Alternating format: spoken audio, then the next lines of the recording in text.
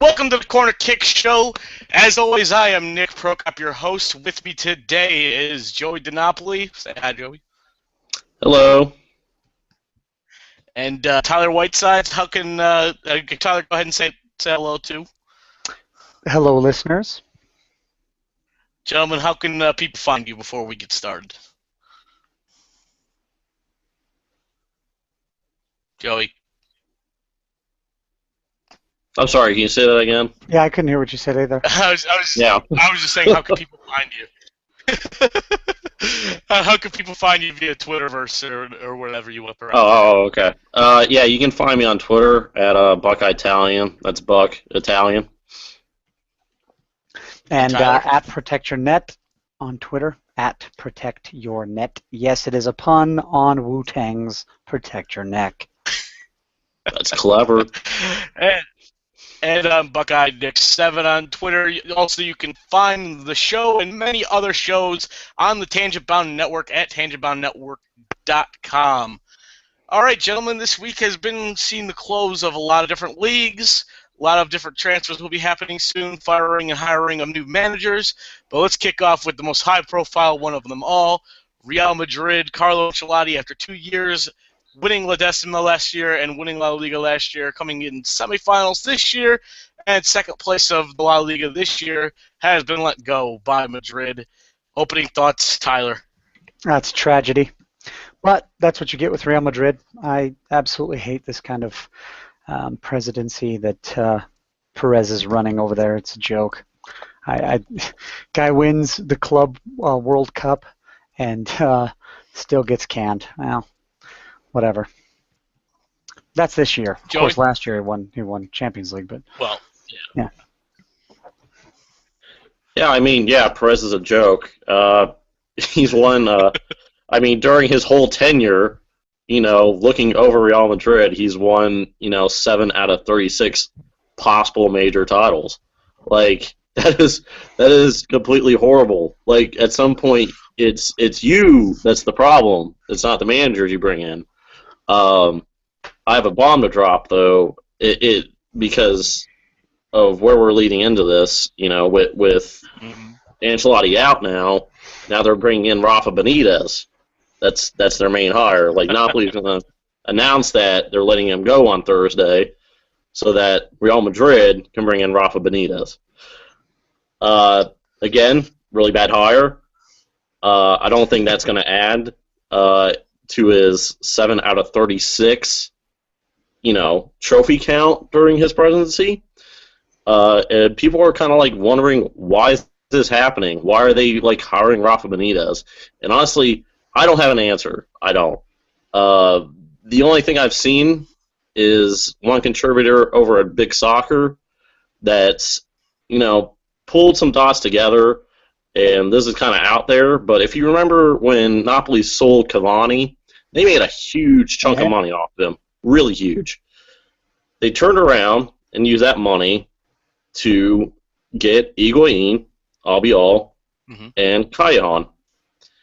And then with that money that Real Madrid had, they blew it all on Gareth Bale. So there's some people out there that actually think that because Rafa Benitez gave Real Madrid the leverage to go and buy Bale, that there was an agreement in place that Rafa would be next in line as manager for just, as a buddy-buddy deal. I mean, like I said before, there's no realistic explanation on why you would ever replace Ancelotti with Rafa, but I guess this is the best one. I don't know. Well, with how acidic that job is at this point, who would want to take it is really the biggest question. And it boggles my mind, because the last time they won the Champions League was 2002 in Glasgow. Well, winning last year in Lisbon was like a huge accomplishment since 14 years ago? So it's like, or 12 years ago. So why would you fire a guy that did something different than 12 years of your managers? Yep. So it's appalling to me as a fan, because I'm not a fan of Real, obviously, but as a soccer fan, it's just appalling because it just means that there's a really bad culture with a team that could kind of become fledgling elsewhere and not really give any managers any more time than they should. I mean, it's already happening. Chelsea does it too, but not in the same scale. But it's just one of those things that's a bad example of how to run your club. Yeah. And why, like Joey said, why are you hiring Rafa? It doesn't make any sense whatsoever. But I guess he's the only one willing to take the job at this point. Tyler, do you have any other thoughts, especially with Rafa Benitez being added into the fold? Yeah, Real Madrid. Okay, so I think they're a microcosm of modern football. Essentially, it's about money, right? They want money, and they want to dominate, and it doesn't matter how much money they have to spend to make it, they will do it. The issue there is they are spending it so frivolously and so stupidly that they don't realize that building a team is much more effective on the long term. But they just go out and buy the next guy on the top shelf. Oh, yeah, we'll get this guy, 100 million pounds, who cares? No big deal. But the issue for me is that that's not what football is about, but yet that is what football is becoming, and it's disgusting. But then again, they try to win everything, and they're not, so it's kind of justice to me. I like the fact that they don't win everything. But with regard to whom would want that job, literally every manager on the planet, I think, save for anybody who loves, pure football, a purist. I mean, I probably wouldn't take the job, but I'm also not in the position to make that call. If given the opportunity to take that job, who passes that up? You get here's why. You get to work with those top shelf players nonstop. All of their players, from top to bottom, are great players. Not just good, not some filler, not youth that's kind of inexperienced and you have to grow it. It's all quality, all top shelf talent. I mean, look at Isco. He's on the bench more often than not because of James Rodriguez. So when that guy comes off the bench and he's a top flight player who could probably start for almost every other team in Europe, that's why you go there, is to get the experience to work with all these great players to attempt to win. Maybe it's the holy grail of because it's so difficult to win with that many talents, maybe that's the challenge is, can I win with money not being an issue? Can I win with just personalities being the problem? I don't know. But I really think any manager, given the opportunity, would take the job, because you're going to get paid a shit ton of money. And even if you do a poor job, you're going to get fired. Whether you do a great job, you're going to get fired. Who cares? It's a payday, right? So if you don't care for football and you just want to go manage a team, why not? Why would you not do it? That makes sense. Makes sense. The other thing is you have that X factor of them constantly being in the same league as Barca, so they have that sort of thing going on where they kind of need to keep up with the Joneses. Joey, any other thoughts on Carlo out and Rafa in? I just want to say arrivederci, Rafa, and I want to congratulate Barcelona on winning the La Liga. Winning La Liga in the next 2 seasons. or Atletico. Or Atletico. Yeah, Diego Simeone is one of my favorite managers, so yeah, he could probably do it too. Well, we're on the topic of managers. Last 2 weeks in Liverpool, 3-1 loss to Crystal Palace and a 6-1 shellacking at Stoke. Does Brendan Rodgers deserve to be fired, or is this the players just quitting on him? What say you, Joey? Well, I mean, we talked last time with, Raheem on the fringes of leaving, or saying he's going to be leaving, or all the conjecture of him leaving. It's still, nothing's changed. Like, it's still a team in disarray. I don't know what direction, Rodgers really wants to take this, this club. I mean, here we are seasons ago with, them being one of the prolific clubs in the Premier League.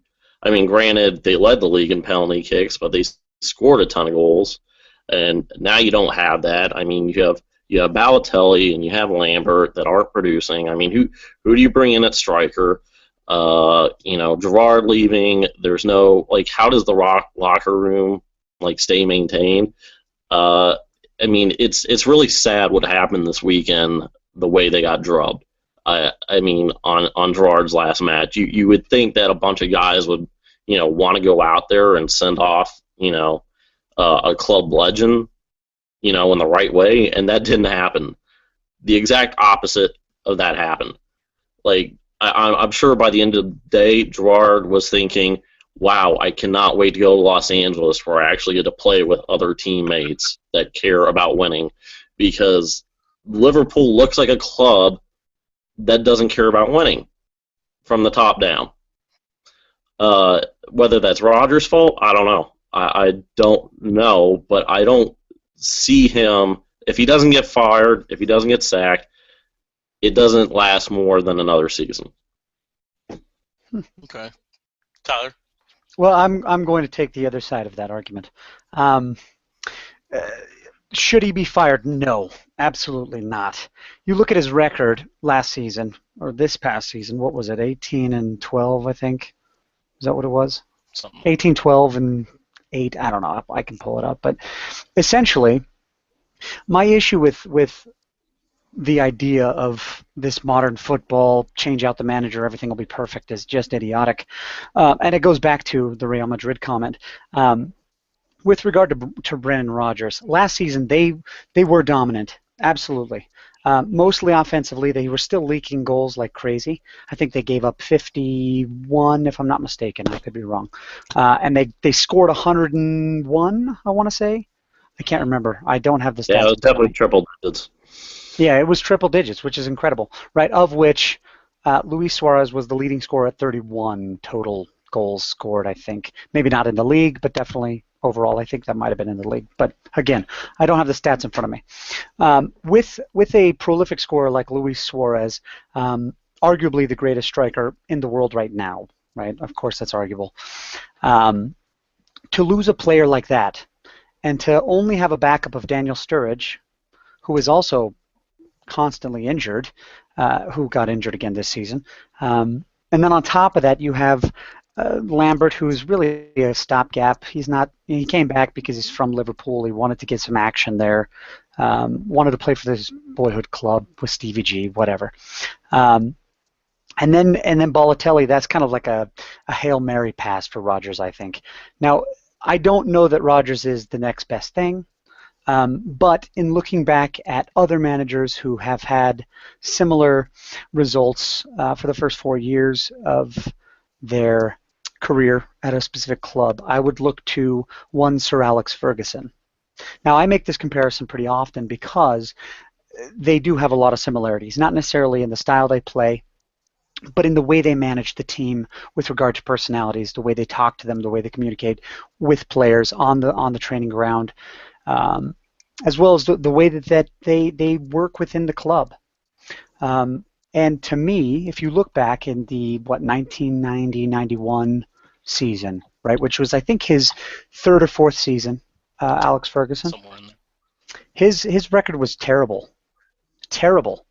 And you know what's funny? I think it might have even been the season before that. I think it was the 89-90 season. Their record was much worse. They finished, I think, in the 13th position in the league. And there were signs going up saying that Sir Alex Ferguson should be canned. He's not even a good manager. He's shit, right? Supporters putting up signs. That season, he won the FA Cup, and admittedly, that probably would have saved Rodgers' season as well, but it didn't. He did, however, make it to the semifinal, which is great. Both of his cups, the League Cup and the FA Cup. But with regard to Sir Alex Ferguson, we're talking about a guy who ended his fourth season at 16, 12, and 10. That seems awkwardly familiar. They ended up in sixth place. Also awkwardly familiar. So, yeah, they did win the FA Cup the year before, but the following season they didn't come in all that great. They did win the Cup Winners' Cup against Barcelona that same year, but nothing great in the league. Now, if we're looking toward a pattern for Brendan Rodgers. I think Sir Alex is going to be the one that we follow. Now, whether or not he's around, as Joey said, I don't know. I would be ashamed of Liverpool if they did get rid of him, but I think actually I would celebrate it because I'm not a Liverpool fan.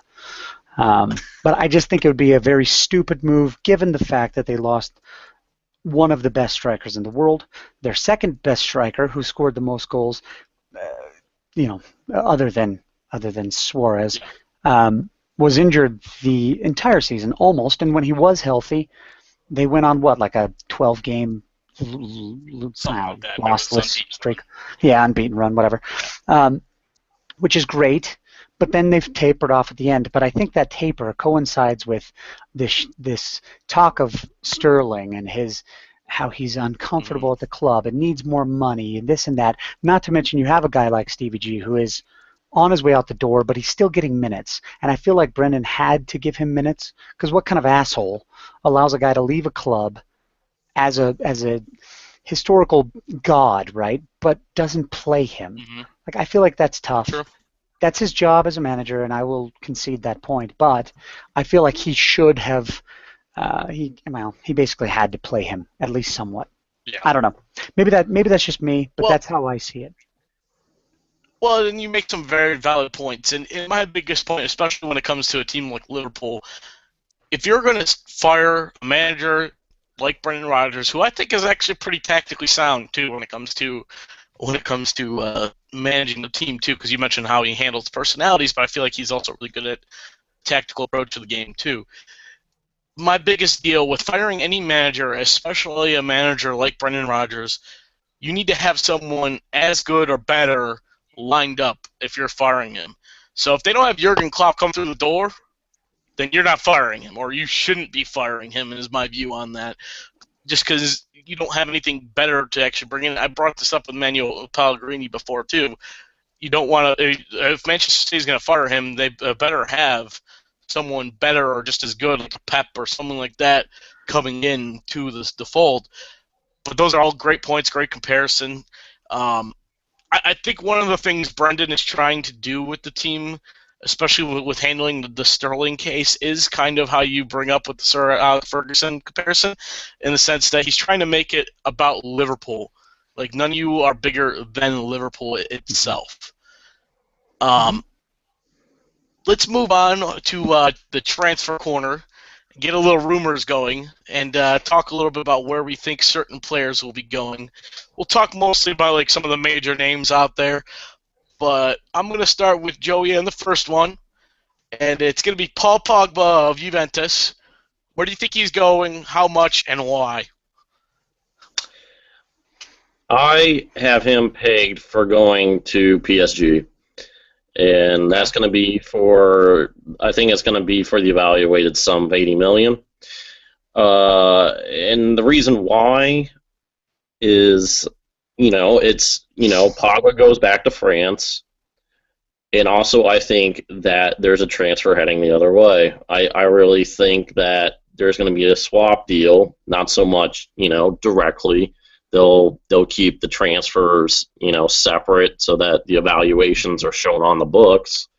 But you're going to have Pogba going one way to PSG, and then you're going to have Cavani going to Juventus so that he can return to Serie A, where he feels more naturally comfortable playing within that style. Okay. Tyler, what are your thoughts on Paul Pogba and where he's going? I agree. In fact, I think everybody's talking about him going to City, but really, as a player, do you want to go to a place where a manager is uncertain, where the team is old, you're not really sure what's going to happen there? From a player perspective, I don't know. Other than going to play with great players, I don't know why you go to Real Madrid or why you go to Man City. I mean, a player, I don't understand. I get why a manager would want to go to Real Madrid. I have no idea why a player would ever, especially a 22-year-old, would ever want to go play in their midfield. That doesn't make any sense. They have a plethora of players in the attacking midfield, in the holding midfield, and it's just insane to me that anybody would even consider going there. But then again, you throw enough money at somebody, and of course, it makes it happen. But I think Joey's right. I think he'll go to PSG, and I think it will be around 80 million euros. But Okay. yeah, I don't know. I honestly don't know. I would like to see him back at United because I absolutely love the kid, but that's unlikely. Yeah, that's probably not happening. Even though Sir Alex Ferguson's no longer there, and that was one of his biggest issues with Sir Alex. Yeah, PSG makes sense, and the more I think about it, how nice would it be to see Verratti and Pogba in the same midfield, really, because both of those guys, I feel, are really, really good young midfielders. The only case I could make for Real Madrid is the money, but like you just said, Tyler, it makes no sense for him to go there because there's a logjam of players. The only thing that would maybe make that happen is if, say, Khedira was going the other way, or say you're getting like someone else is going elsewhere too, like Isco is getting sold and Khedira is getting sold, so that opens up some of the logjam at Real Madrid. Otherwise, I feel like PSG just makes too much sense. You go back to your native country, and well, kind of native country. No, it's his club that he grew up watching. So yeah, exactly. Yeah. So that's why it kind of works out well for him. Tyler, I'm going to start with you on the next one. Is Raheem Sterling from Liverpool? We talked a little bit about last week, but where do you think he's going to go? I don't think he's going anywhere this offseason. He's under contract for another 2 years, so even if he doesn't see the field much, I don't think he's going anywhere given their situation. I think this is very similar to what Suarez pulled 2-3 seasons ago before he got let go, and I just think it's kind of a pathetic move, and I think that's why Liverpool ended up canceling their meeting. You're under contract, dude. Whether or not you want to play is irrelevant. You're under contract here. Yeah. We don't have to sell you. That's something that we can do, and maybe his valuation is perfectly high right now, but it's kind of one of those things where you have to look at the player and say, you don't run this club, you don't make the decisions. You signed a contract for 2 more years, and we're going to make you honor that. If you don't want to, we're willing to give you more money and stay here longer, but that's not what he wants. Mm-hmm. So as far as I'm concerned, he can fuck off. I don't care. He can't go anywhere. Yeah, exactly. Joe, your thoughts? Yeah, I mean, last time we talked about this, I really had no idea. I was kind of floating around the idea of United and Chelsea, and there's been a few more added to the list. I mean, you're talking about City, Arsenal, Bayern, PSG, all in the mix now. Because all these names are in the mix, I kind of agree with Tyler that he's not going to go anywhere. It doesn't seem likely. I mean, I can't imagine all these clubs getting into a bidding war over a guy that's over-evaluated on the transfer market. You would maybe fit in a few places, but would he still get more playing time? Because that's what he really wants? I don't think so. I don't. Especially at Chelsea. Where are you gonna? Where they still have to deal with Cuadrado and Willian, and they might have to find someone else other than that. But it won't be Raheem Sterling, right, to compete for those spots. Yeah. So the way it looks right now, I can't. Like I said, bottom line, I can't see 5 to 6 teams all getting into a bidding war over this guy. I think there's a lot of conjecture out there so that he can make some kind of leverage in a contract deal and to get more playing time. That's what it is, and Tyler's absolutely right. He's under contract. It doesn't matter how much he spews over this. He's still going to be a Liverpool employee, and you're going to have to deal with it. You're going to have to earn your time. But my biggest deal on this is, he's under contract. The thing that makes sense most to me is kind of maybe like a Robert Lewandowski deal where he's going to leave. You're not going to sell him this summer. You might make a deal in January with him having the last half of the season left.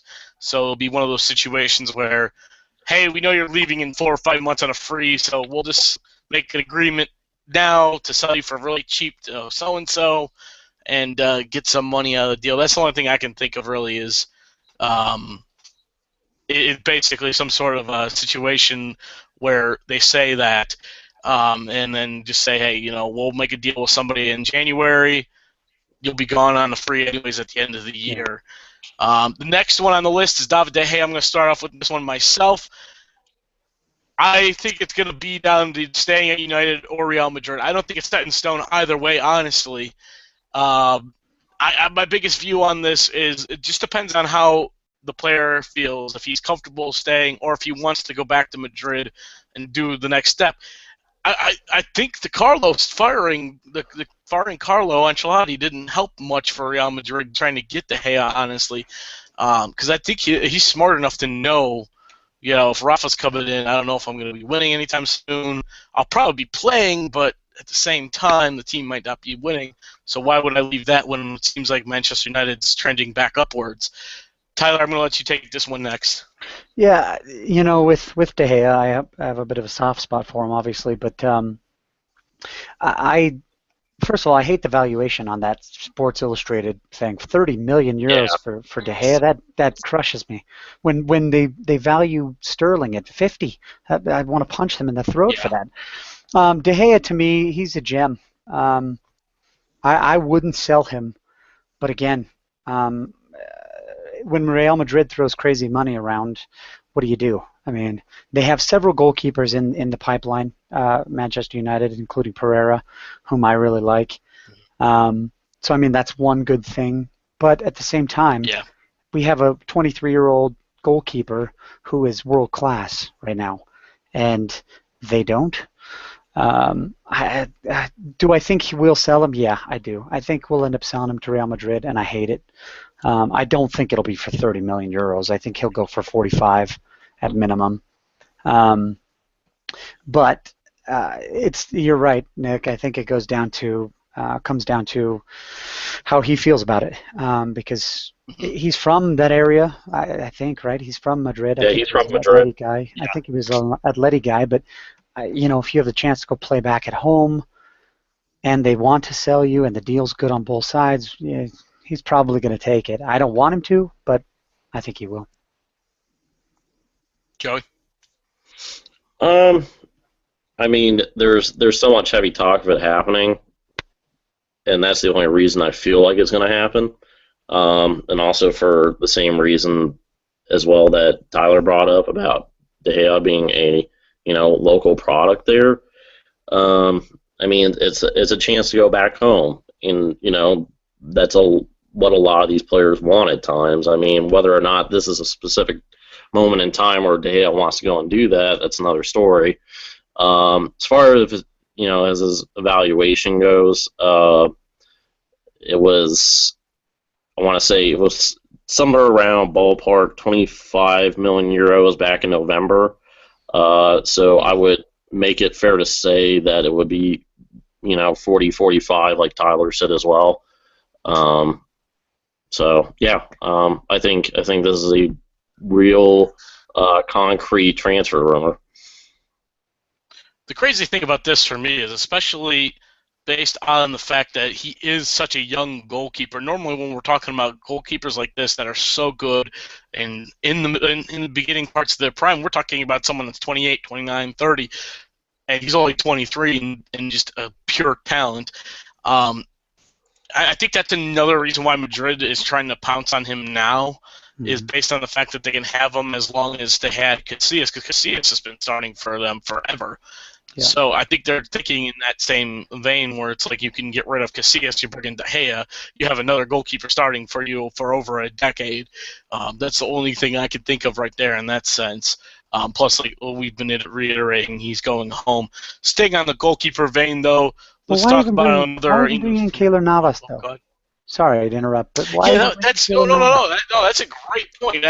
What do you want to say about that? Because I have something to add on to it once you. It's stupid that their business dealings are just not very forward thinking. It's like, this guy's available. I got to buy him now. It's like a kid in a freaking candy store. Like, get a grip. Figure out like a 5 to 6 year, maybe 10-year plan of what you want to do and execute it. Don't just shit. And sure, there are times you have to go out of that plan, but You can't just buy a player and say, oh, he did a great job at World Cup, we want him, and then 2 years later, or not even that, a year later, you're turning around and spending Yeah. another 40 euros on a goalkeeper? Like, what are they, the Philadelphia Union? Jesus. Well, then you got to think they also gave up Diego Lopez after a year Yeah. there or 2 years there, so it's a revolving door for them in that sense. And from what it sounds like, they're not going to sell Navas and they're not going to sell Casillas, so they'll have 3 goalkeepers. The thing for me with Navas, and it makes no sense at all, he had a great 49, I think, starts with Levante in La Liga. And Levante is not a big name club or anything like that, but he had a really good career there before he went to Madrid. And he's only 26 or 27 also, so he's still fairly young too. And he only played 6 matches total this year for Real Madrid. For a goalkeeper, I really don't. I mean, you would be able to give us a better inclination on how many matches, Tyler, based on the fact that you know how to play goalkeeper well. But for me, 6 matches for a goalkeeper, that's not nearly enough. I feel like you need somewhere between 20 to 30 matches with a goalkeeper to really understand how he is in the chemistry with the back line and everything about that goalkeeper. 6 is just way too early to pull the trigger. How many games do you think it really would take for them to know what Keylor Navas is to Real Madrid? Well, obviously, when it comes to being a goalkeeper, talent matters. But in all honesty, I think form and confidence are just as important as talent. And I feel like if a guy hasn't played, and he's only played 6 matches all season, he can't be in any kind of form. That's impossible. And he sure as hell isn't going to be confident that he's getting time. I mean, that's my point, is why would any player want to go to Real Madrid? To prove that they're the best at any position? Nah, come on. That's pathetic. I don't see it. I don't get it. It's frustrating to me. But yeah, he can't be a confident player right now. There's no way. Agreed.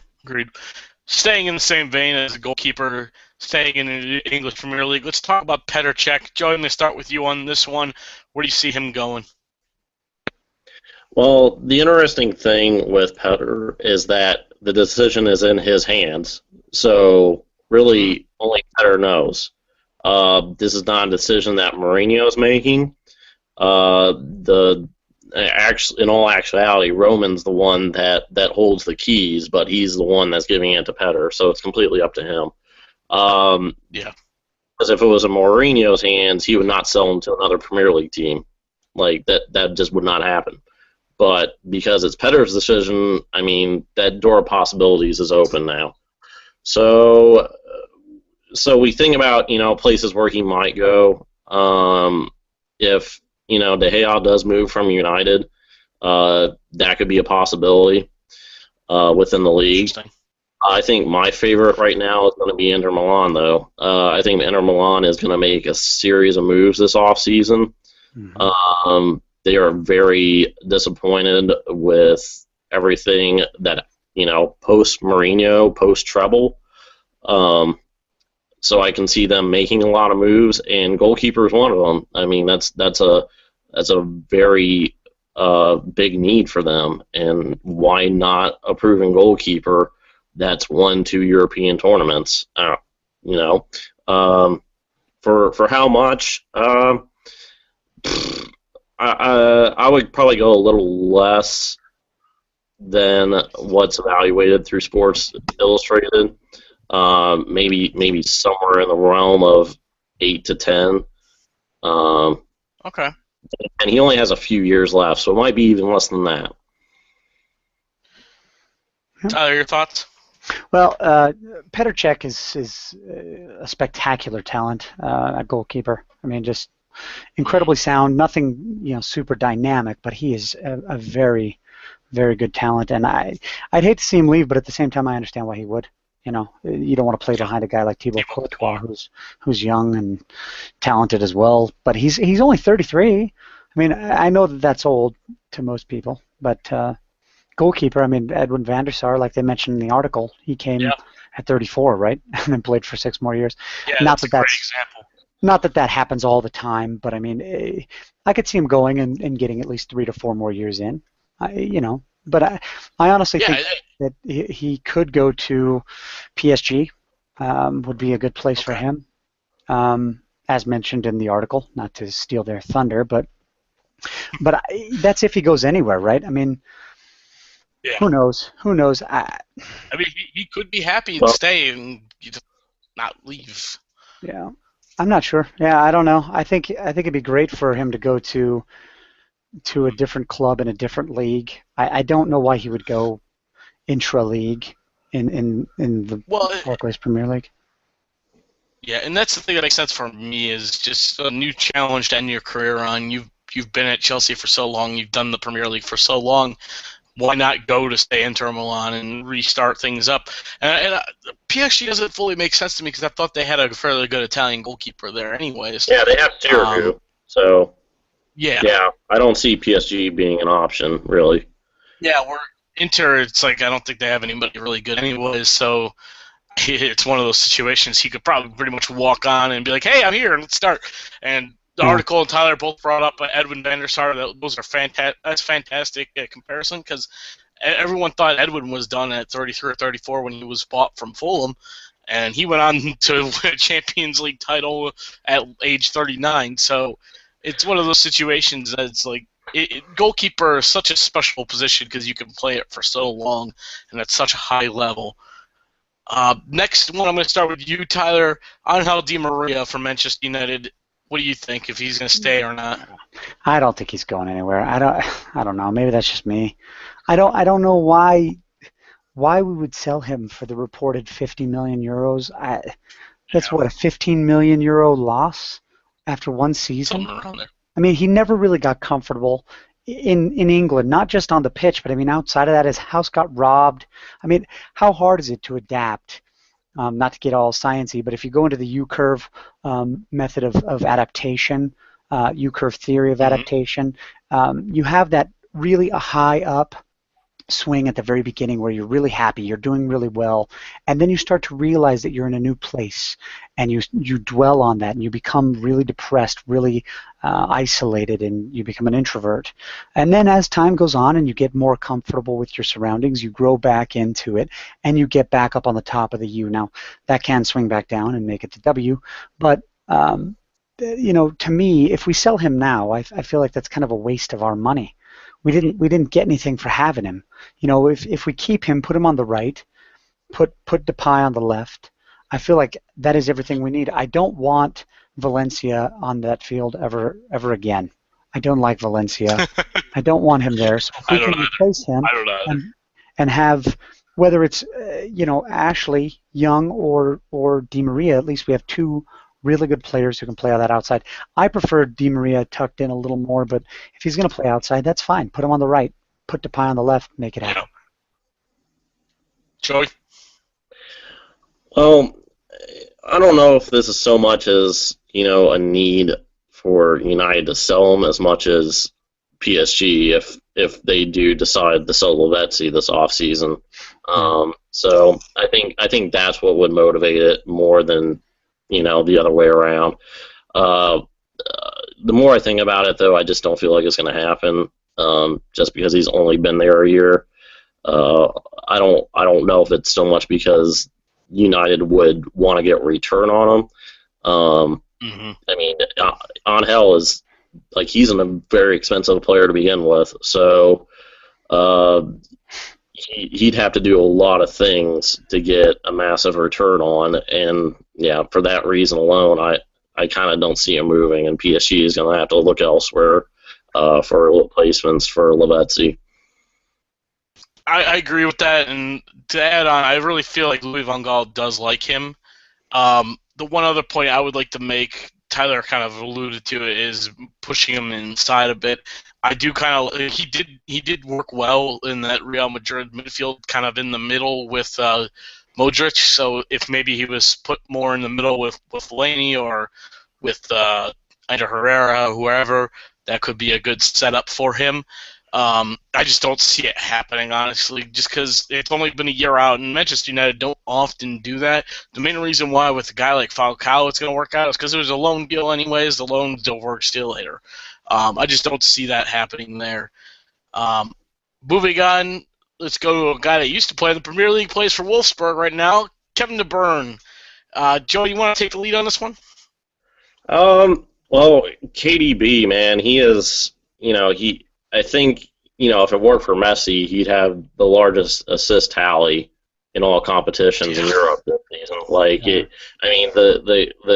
guy was, a steal for getting back from Chelsea. He just, I honestly didn't see him play well against Napoli when I was there at São Paulo, so that was kind of, disappointing, but I think that was probably the only time all season that he didn't play well. Mm-hmm. So if he, Wolfsburg decides to make a mint off of him, it's, they can definitely get some returns on that.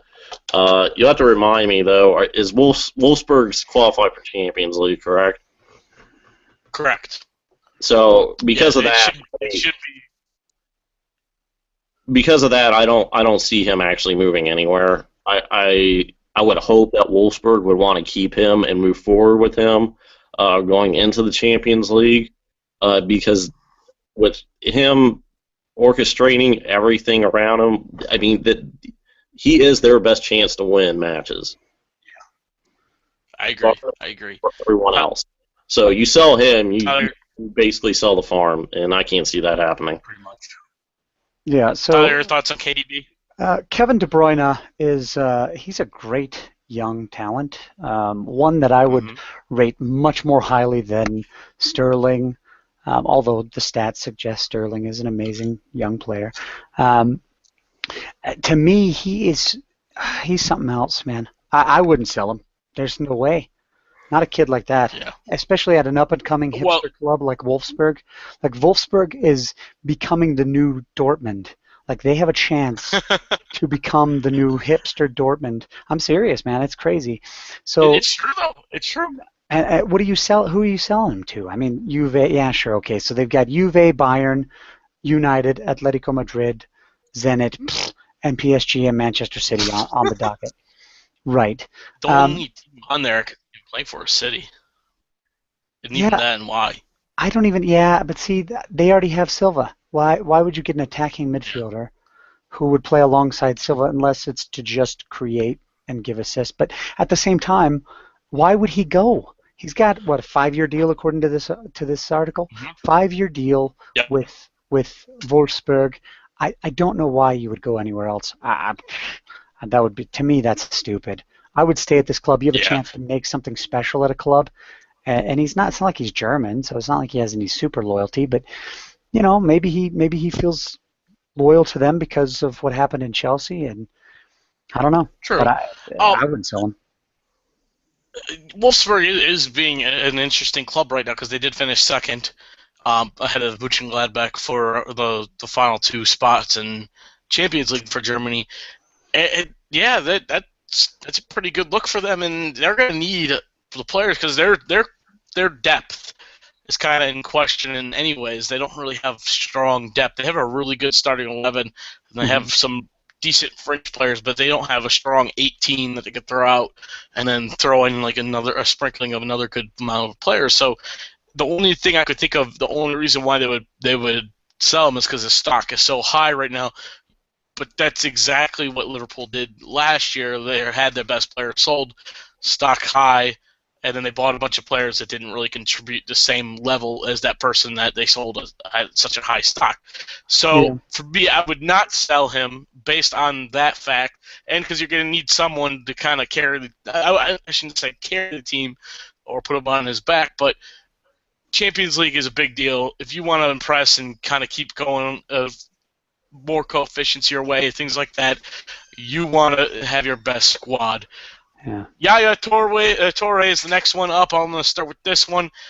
It seems like it's just a done deal of Inter Milan. I don't think any other team has a chance. It seems like that's going to be it. He's 32 now. He still can kind of change matches, but there's no way City could have kept him anyways because the squad was aging. He wasn't happy. They weren't happy with him. I just didn't see anything more that could happen with that. Joey, do you have anything more to say with that? Yeah, I mean, like you said, done deal with Inter Milan. I think this is going to be their first of a series of moves, like I said before as well, to improve their squad and make some kind of legitimacy towards a Champions League place next year. So yeah, I mean, this is pretty much done for me that he's going to enter. Okay, Tyler, what are your thoughts? Well, I like that. Pairing him up with an up and coming like Kovacic, I think is great. I mean, that would do wonders for their midfield. I think if Inter makes some serious moves, man, they could be really good. They could be solid. It just depends on where. Yeah, a 32-year-old, you never want to say, oh, that's a great move in European competition to get a 32-year-old, but for 35 million, that's an incredible move for City, if that's what they end up selling him for. But yeah, I don't know if it's gonna be that high, honestly, at 32. Yeah. One last point I wanted to point out on this is Inter doesn't look to be in any sort of Europe competition anyways, so if that's the case, they'll have only Serie A to worry about. So having a 32-year-old midfielder, kind of boss the midfield, don't only worry about domestic cup and Serie A, then you're fine. It's not going to be too much of an issue, honestly. Moving along, I'm going to serve this one up to Joey. Edison Cavani. Well, like I said before, earlier in this discussion about transfers, this is going to be a move to PSG to satisfy a swap deal. Like I said, these deals are going to be completely separate, so that the evaluations are on the books, so that it looks like, PSG is going to pay 80 for Pogba, and I don't know, Juventus might pay 40 to 50, depending, on Cavani. So that, and then the two will overlap with PSG obviously paying more on their end. I think it's a good situation for Cavani. I think he hasn't had a lot of opportunities to really supplant himself. And when you have competition like Zlatan, that's really hard. But going back to Juventus against teams that he's familiar with, where he scored, an insane amount of goals during his tenure with Napoli, and a few with Palermo as well. He's going into a good situation with a team, and a league that he feels familiar with. So this is good for Cavani. This is good for Juventus.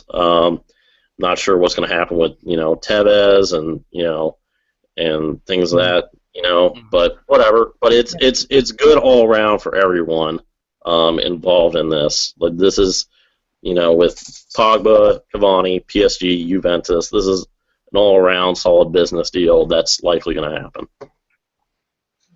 Tyler? Well, with Cavani, I don't love him, if I'm being honest. I think he's a really good striker, but I think wherever he goes next, if it's outside of Italy, I don't think he's going to succeed as well as a lot of people do. But that's a personal opinion. My only issue with him going to Juve is, okay, so right now they have Paulo Dybala, whom they just bought, right, from Palermo. Yes. A supposed purchase, alleged purchase, and they also have what is that? Why can't I say? Alvaro Morata. Yeah, Morata. Yeah, that's him. And then on top of Morata, you have Tevez, who is probably going to leave soon, right? Yeah. With Dybala allegedly coming, with Morata already there and only 22, 23, whatever he is, and Paulo Dybala is also 22, 23. What are they going to do? They're going to run 3 strikers in an unprecedented, 3, 4, 17. I mean, Jesus Christ, it makes no sense. I just don't know. Well, in my view. Well, right now they also have Matri, but he's on loan. So I mean, there is a place for him once Matri leaves, and whatever they do decide to do with Tevez. So keep that in mind. Yeah. Well, and even if they even if they keep Tevez around, my biggest view on this is they would have 2 veterans, 2 young guys, and Juventus usually use 2 strikers anyways in the system they run. They're not in the same mold as other teams where they usually just one target striker for hold up play. They often use 2 guys to kind of bounce off each other. Because you'll often see Tevez out there with Matri, or you'll see like Fernando Llorente or whoever it was that was there with Morata. So to me, if Cavani does go there, he'll get playing time because automatically he'll be the most seasoned striker outside of Tevez anyways for them. But my biggest view on this is you're going to be in multiple competitions. You're going to need as many options if you're going to run 2 strikers. So basically, you're kind of looking at it like even if they don't get rid of Tevez, you have 4 guys to kind of move around and get comfortable with each other between 3 or 4 championships or whatever you're running through. Is so Llorente Cavani to leaving me for is sure? actually a really good person. I believe so. I think his Llorente? contract was up, if I remember Okay. correctly. I couldn't remember. Fernando Llorente. No, it's not He's necessarily a gotten bad up there in purchase. age. And I think It's not a bad purchase. I just don't know, because you could always do. Right now, they have a really quick, tall striker, and then they have Tevez, who's a small, fast, pacey, going to destroy people with his speed and accuracy. And then you also have Paulo Dybala, who's very similar in that way, not necessarily as imposing physically, but still a very quality young striker. Yeah. But more in the finesse realm, I would say. But you're getting 2 and 2 Oh. because you're getting 2 finesse guys, 2 power guys. Yeah, but that's Because Cavani's a big guy. So. But do you want 2 finesse guys at the same time? That's what I'm saying. Who do you run off? Do you then move Morata? That's kind of what I was saying. It's like with the different lineups and things like that, you could have Morata and Cavani, then Tevez and Dybala. You could mess around with that as much as possible, or like Cavani and Tevez, and then Dybala and Morata. It's interchangeable in that sense, where Cavani and Morata are kind of the same type of player, and Dybala and Tevez are the same type and of player. I buy that, and that to me that would be great for them, for Juve. Yeah. I don't want them to have that for obvious reasons, but me either. But hey, I really liked Paulo Dybala, so I'm kind of disappointed that he's going there. But whatever. Yeah, me too.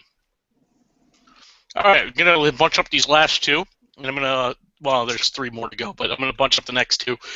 Radamel Falcao and Robin van Persie. I'm gonna start with you on this one, Tyler. Well, Radamel Falcao, I don't know that he's leaving, but I don't know. I'm sure Monaco wants to unload him.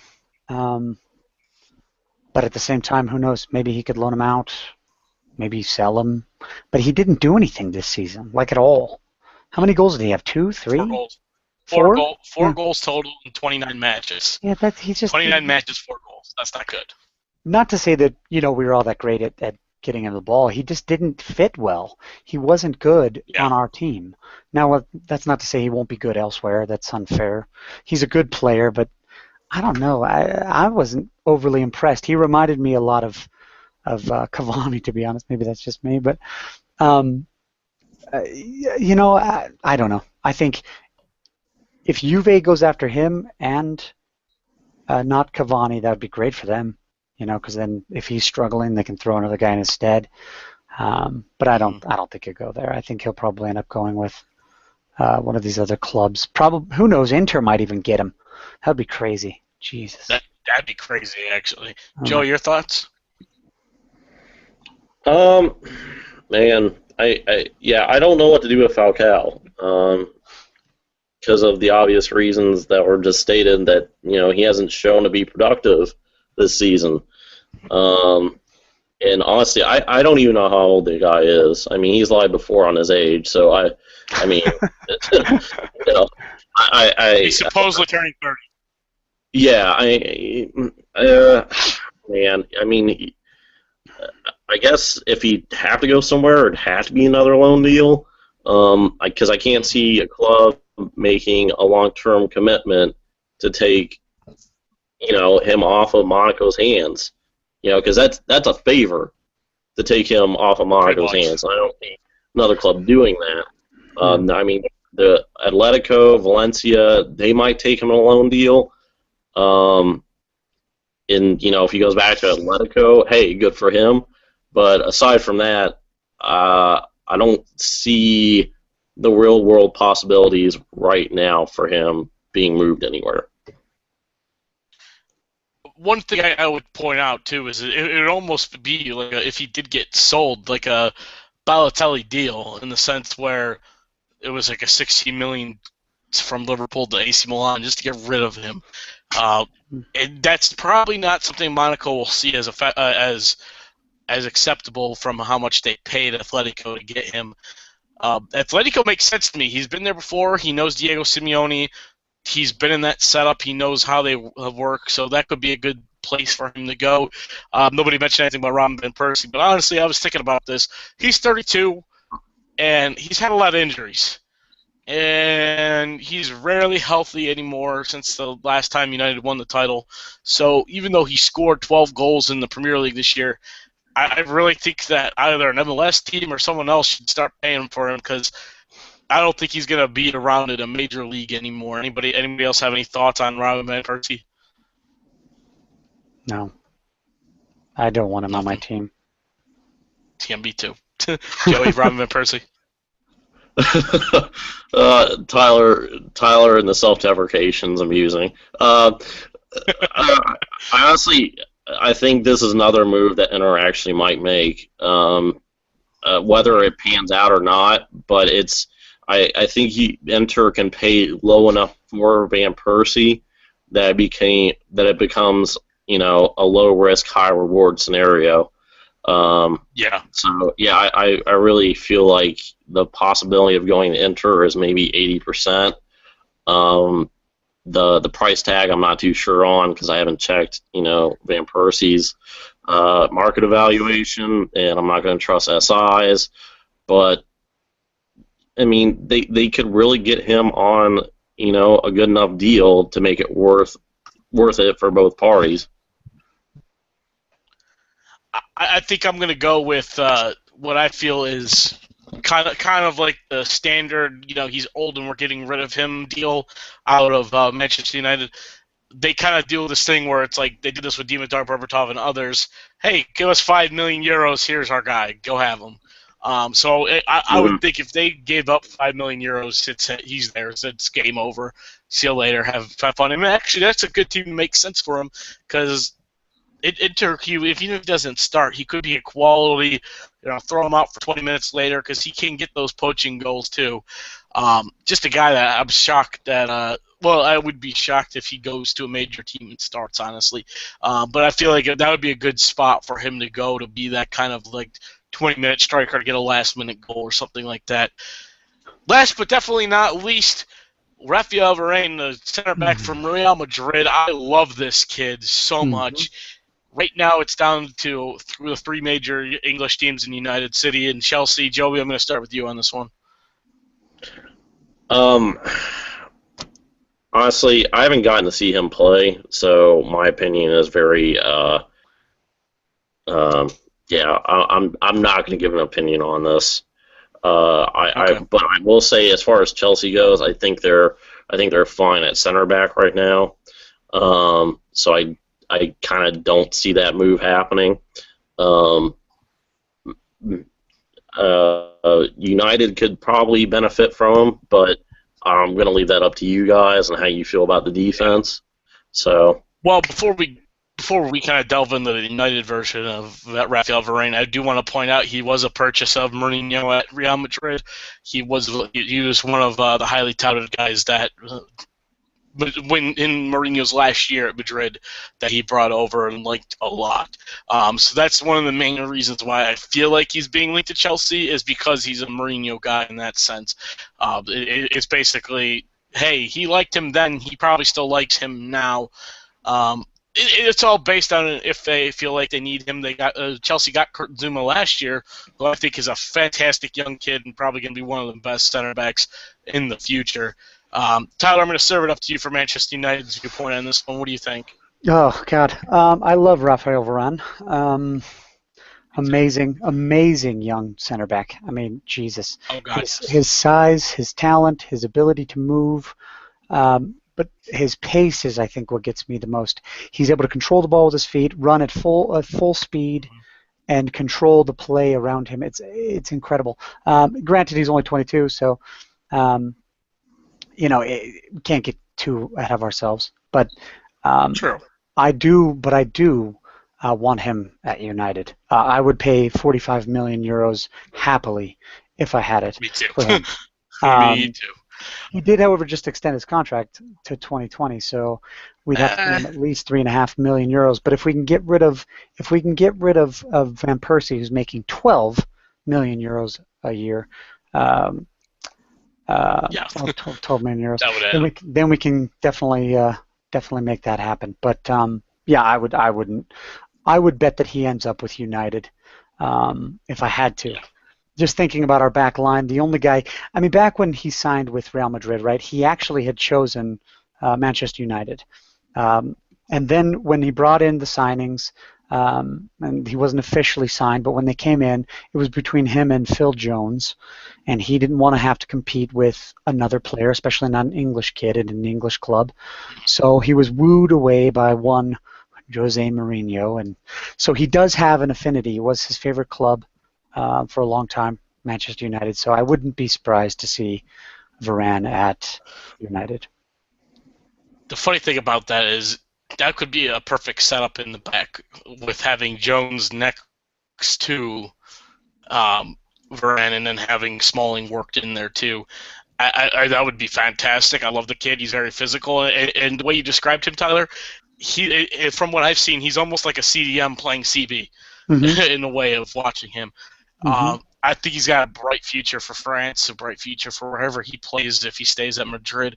I'm curious why Madrid would want to even let him go based on the fact that their center back pool is fairly weak anyways, because they already brought in a guy that's a fullback in the center. The Pepe is barely ever healthy anyways, and the other guy they have is the younger, well, he's actually, I think, a couple years older than Rafael Varane and Nacho Fernandez, and he's just a product of their Castilla system, and he's all right. He's not fantastic, but he's a pretty decent Spanish center back. So it's kind of like the depth situation. They would need to bring in like a Mats Hummel or someone like that they were going to really push for to get him in.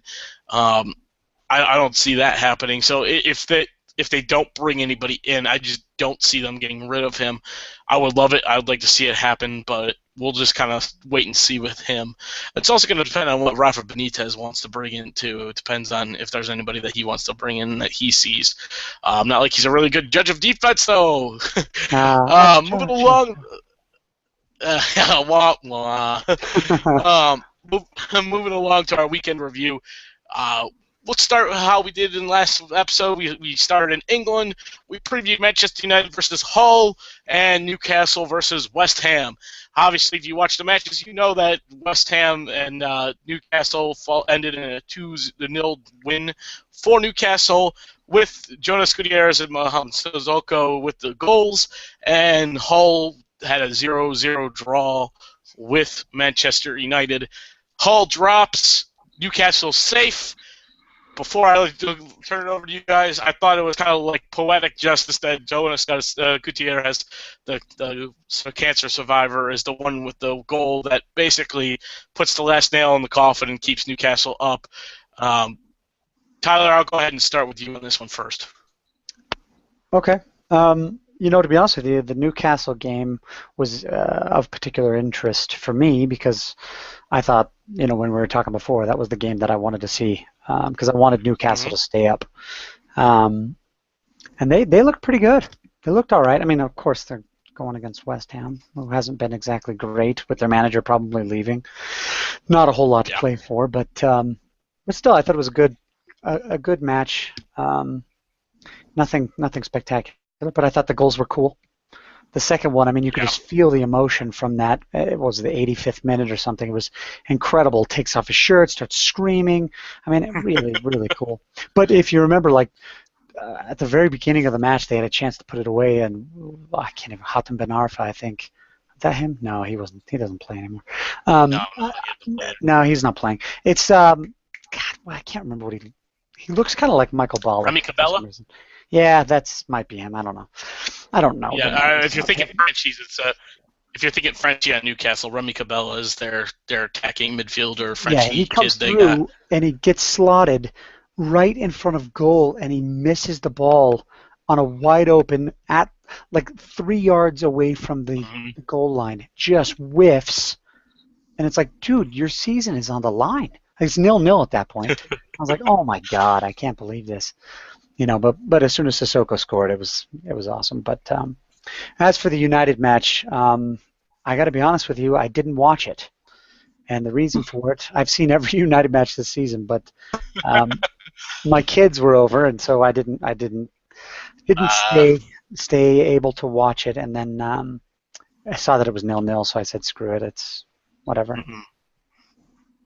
Joey? Well, I mean, yeah, I'm glad for Gutierrez. I'm glad for his moment. Really, though, the fans of Hull City, as depressed as they were at the end of that in orange and black, really kind of like struck a chord near and dear to my heart. They look like Cincinnati Bengals fans, pretty much at the end of the playoffs. So, I mean, it actually surprised me because I don't get to watch Hull City that much, and Nick forced me against my will to watch the United match, literally holding against my head, and made me watch that paint dry for 2 hours. But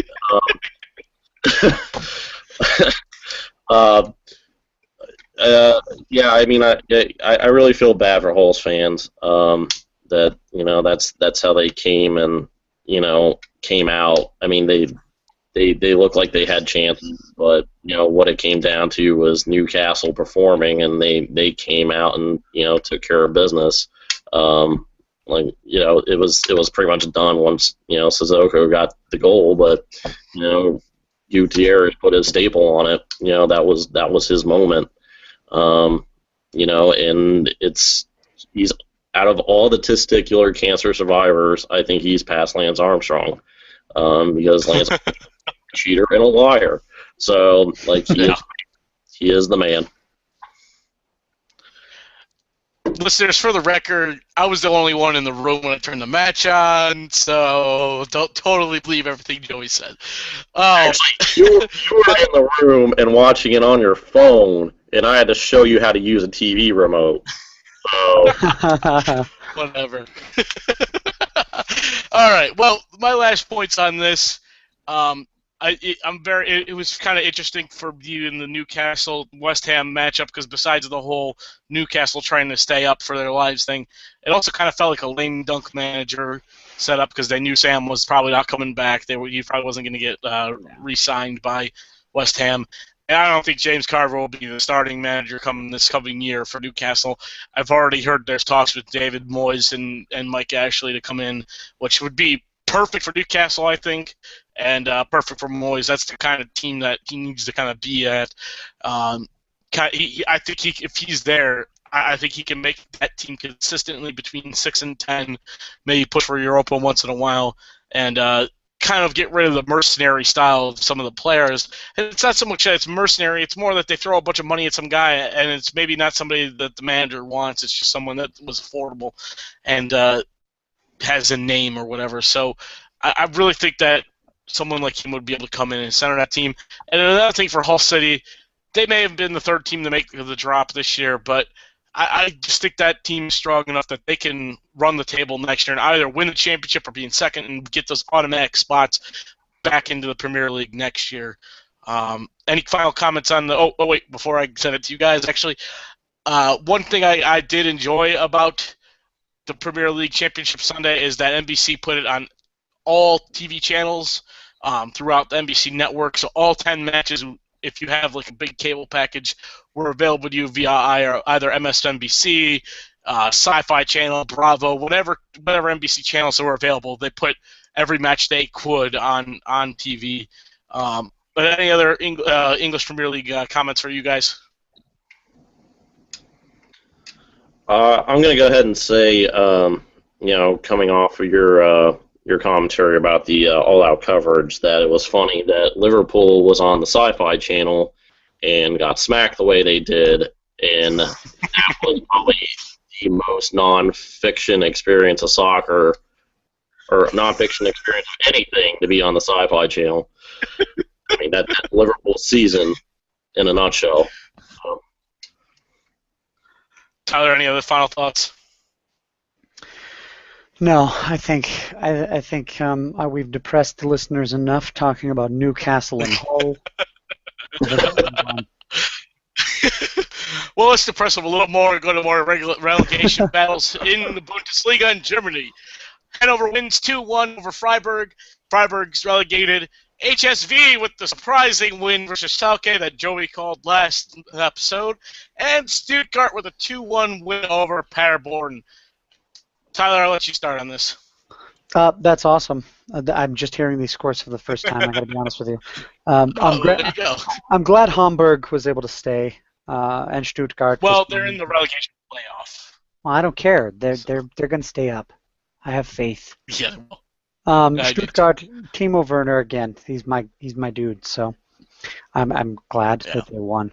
But I didn't have a chance to watch any of the games. I have Dish World. Well, I guess it's called something else now, but I haven't had a chance to watch him. Joe? Yeah. As you said before, I called the Hamburg Schalke result, and it's the aftermath of it is that Di Matteo got sacked, which is unfortunate. He was very much a fall guy for that organization. Team's in disarray.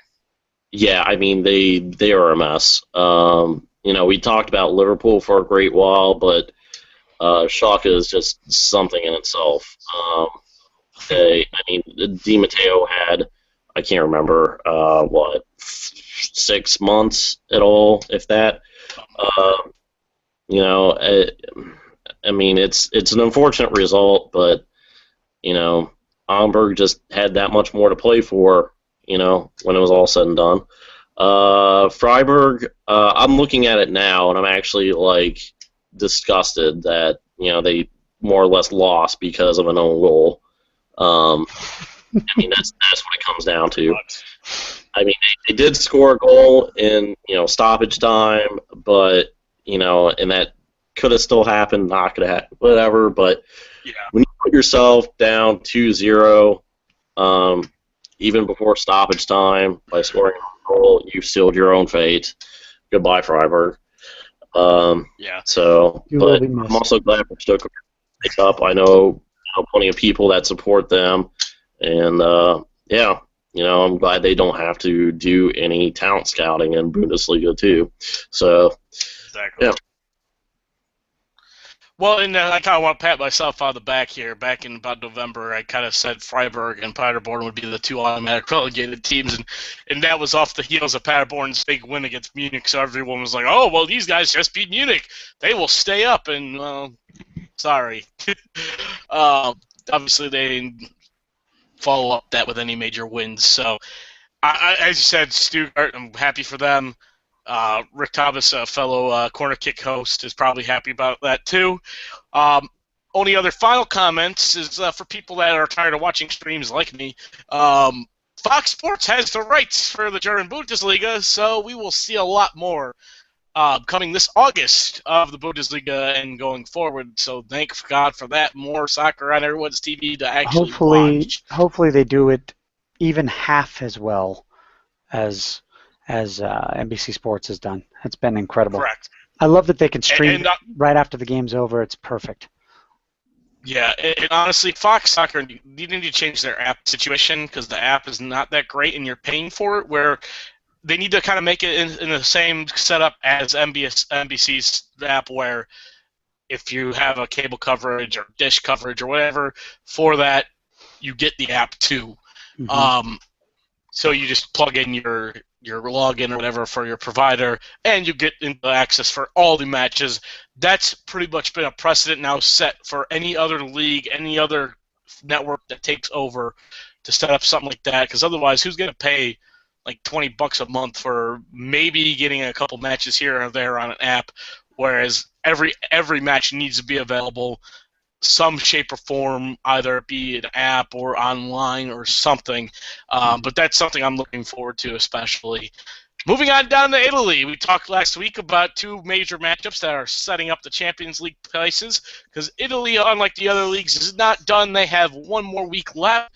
We have Juve 3, Napoli 1, Lazio 1, Roma 2. Joey, I'm going to kick it off with you on this. Well, where do you want me to start? Wherever. We're going to talk about it all, so just start wherever you want to start. If you want to start Juve Napoli and then kind of go in time order, that's fine. Yeah, let's start in reverse of the good and bad and ugly. So, as you said before, Juventus came out triumphant 3-1. It was a match that they handled right from the onset. Even Napoli's goal was sheer luck. It was a rebound off of Napoli. And the other highlight of the entire match was Britos giving Murata a bloody nose, with the Zidane-style headbutt.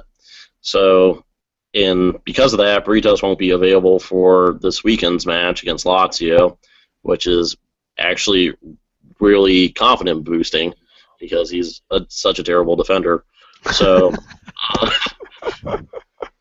if Rafa can't pick him, it's good. So, because he would pick him to play. Lazio Roma for the first half of that match, it was very chippy. It was very Derby della Capitale like, just gridlocked and full of fouls. Things started to open up towards the second half of the second half with the scoring. Roma decided to stop sitting back so far and actually move up, and Iturbe of all people decided that this was his perfect moment to notch a goal, which I can't remember how many he's had this season, but I remember from the time that I was over there, they ran a 5-minute story on how terrible he was at missing chances right in front of goal. So, it was a good moment for him, but then Lazio comes back and knocks it up, and then in a sheer amount of insanity, Pjanic on a free kick serves it up, and Lazio comes out as, the absolute losers. Because if they would have, kept the score at 1-1, they wouldn't even have to worry about this weekend. It would have been done. They would have had third place over. So, we move now to next weekend with Lazio versus Napoli. Lazio still very much in the driver's seat, though. They, can settle for a tie and still, maintain their place. But it's going to be the best match in Europe going on. So. Okay. Yeah, pretty much. Tyler, anything to add on? No, I think that about covered it. I think that covered it pretty well, actually. Yeah. I'm gonna watch next weekend just because of that. I probably would have anyway. Honestly, I can't wait for that because even though we know Rafa is definitely out here from Madrid, so he can't screw it up that much. I mean, can he? But I just like that it's in Napoli's hands in the sense that if they win, they're in, and any other result is Lazio. So it's really in their hands to get it done and make it happen, which is great. Moving on back home to finish off the show, we'll talk a little about a couple MLS matches. Tyler, let's start with you, and let's go ahead and kick off with Colorado-Vancouver. Good match. I was there in the stands, obviously. Season ticket holder, but I had some German friends from Dortmund there. There were 3 of them in town, and actually really cool. We watched a lot of the game, but of course we were all pretty drunk. Yeah. But I went back and rewatched it anyway. But it was a good match. It was pretty back and forth. Still crazy, the outcome, but I'm happy, obviously. And the goal was ridiculous. I mean, that flick by Torres and then Pedinari's goal was just ridiculous. But, other than that, it was great. I want to give a shout out to the players, Axel Sjoberg, Dylan Powers and Clint Irwin, at the end of the game, they each swapped shirts with the German guys because I asked. I talked to them. I know them from past games and stuff. Obviously, they know who I am, so I talked to them, and they gave up shirts, and it was so cool, man. That's what MLS is about for me. Yeah. Joey, your thoughts on Colorado, Vancouver? I mean, yeah, that flick by Torres stood out the most to me from the highlights. Watching it, it was perfect class. And also, Tyler might have to correct me, but wasn't that Colorado's first win at home? Yeah. Since July of last year? Yeah, I know a guy who conceived a baby and had that baby before we won again. Wow. Yeah. Oh, wow, that's crazy. I want to give a big shout out to Clint Irwin in this case because he had an amazing save, and I think it better win save of the week, honestly, for MLS. Yeah. But there was an amazing save early on in the match that acrobatic and everything. He just flew up and just knocked the ball away, which is just fantastic by Clint Irwin. The only other thing I wanted to point out on this match was Vancouver losing after their really hot start and everyone kind of saying, hey, best team in MLS. They had a draw against Columbus Crew, 2-2 draw at home. And since that start, in the last 7 matches, they're 2-4-1. So only 2 wins. And, yeah, they're still up there, but it's kind of a struggling point. I'm not sure if it's really a long-term struggle for them or what's the deal. It could be just that they hit a hard patch of their schedule, and this is the fallout of it. But that could be it. Moving on, DC United 1, New England Revolution 1. I'm going to start off with this one mainly because it was fouls galore. I think this was the most carded game I've seen so far in any match this year in MLS. You even had 2 red cards given to the Revs, down to 9 men. They were honestly lucky, in my opinion, to not lose this match with only being down to 9 men. Bill Hamid did very well for the most part. The goal he did give up, it was just a bad rebound. He didn't catch the ball when it was kicked at him, and the ball went to Charlie Davies, and Charlie Davies just perfect poacher, knocked it out, goal for him. Joey, I know you will probably want to mention something about Jair Arrieta's goal for DC. Yeah, I mean, whenever Arrieta scores a goal, it's amazing because that implies he stayed on side. Honestly, I give more props if you watch this setup. I give more props to Kemp, their left back, that set up the ball for Arrieta. It's one of those situations that anybody should be hitting that goal the way Kemp put it right on his foot. There was no way you couldn't miss that shot, honestly. So it's a good thing he was on side, obviously. So going forward, I would like to see these 2 teams. They're at the top of the East, obviously. So I feel like that was a good matchup for them, even though ended up could have been better for DC. But moving on to other 2 East teams that we talked about, Crew 2, Fire 2. Oh, jeez. Tyler, you got anything to talk about on this one? Well, I said anything less than a 3-0 win is disappointing and should be ashamed of yourselves. So, yeah, that's where I stand. I feel like I don't know how you didn't win that game. Yeah. I know it was Joey, I'll let you go next. Last capture, right? A late capture or something where you guys got the draw, but still. Last minute goal. Yeah. Joey, I'll let you go before I make my comments on the match.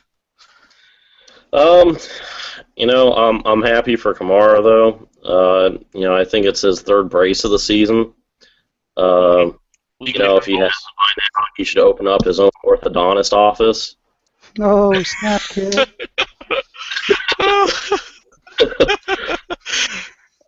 Any thoughts on the final goal to the Fire or anything like that? I'm sorry? Any thoughts on the final goal to the Fire or anything along those lines or anything like that? Yeah, I mean it was a cross serviced by Eric Gehrig.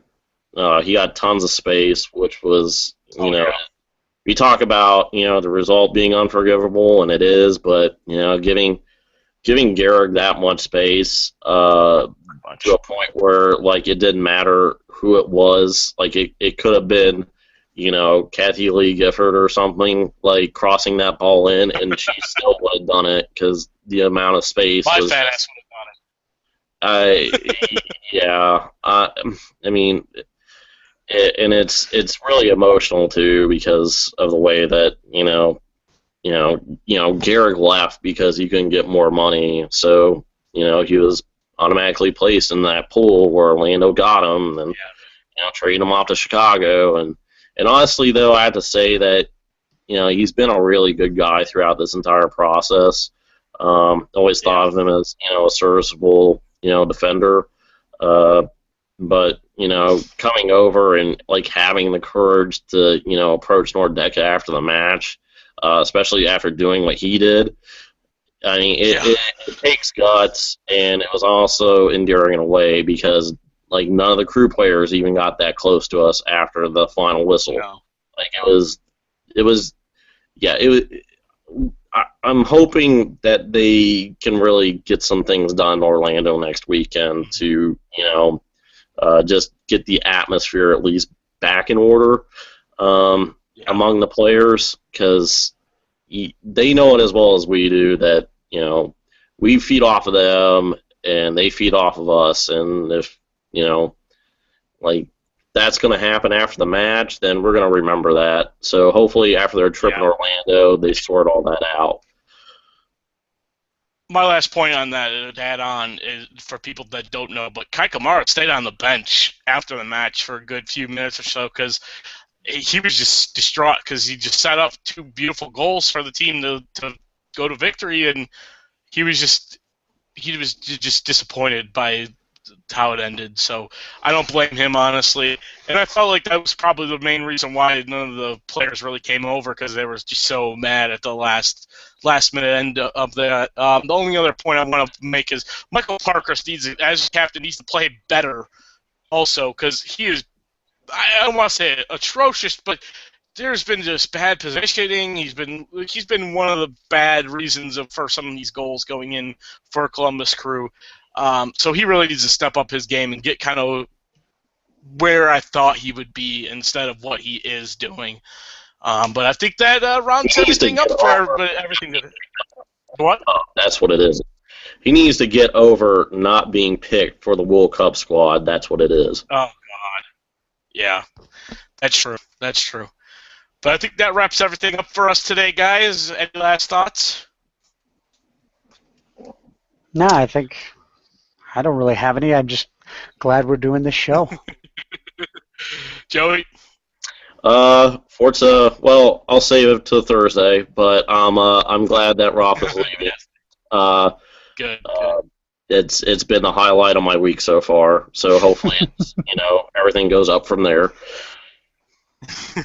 Yeah. All right, till we meet again. Goodbye, universe. Ciao.